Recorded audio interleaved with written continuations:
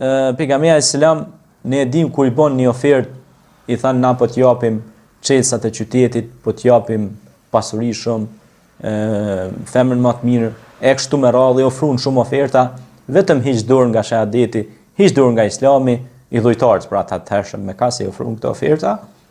Tha sikur diellin e hanën e qiellin e gjithë këto çka I kam ofroni, mi shitnin një në anë, mi hedhnin një në anë të peshores, dhe dëshminë e shahadu an la ilaha illallah wa anna Muhammed Rasulullah, tha këto kom mi refuzu, kom me marr këto.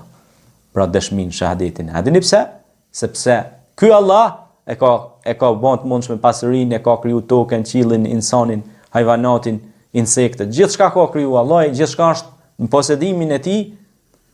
Kullun man alejha fan wa yabqa wajhu rabbika dhul jalali wal ikram, dhe do të vjen një ditë që do të morrin fund gjithçka dhe do të mbetet vetëm mbreti Malikul Mulk që është Allahu te bareke ve taala. Prandaj, ta thush shahadetin duhet ta thush me zemër, me mendje, me shpirt. Për shembull kur thu la ilaha illallah. Jo vetëm la ilaha illallah me gjuhë, ala lisan. La ilaha illallah me shpirt, me mendje. Prandaj, ky shpirt që tu ka dhënë në këtë pronë që është materiale, që është trupi, që është I përbërë prej qelizave, ky shpirt duhet të ushqyj vazhdimisht me besim, me dëshmi, me shahadet e kështu me radhë.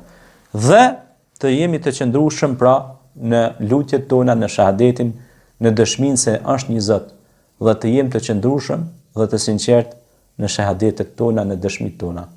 Shahadetin është mirë me e thonë shpesh, me praktiku, me pas në gjuhë, dhe në momentet e fundit jetës vet njeriu duhet dëshmoj se është besimtar, kur të vjen momenti që me kalu nga ky dimension dhe me shku në një dimension tjetër që është ahireti, xheneti, pra duhet me thonë ashhadu an la ilaha illallah wa ashhadu anna Muhammeden abduhu wa rasuluhu.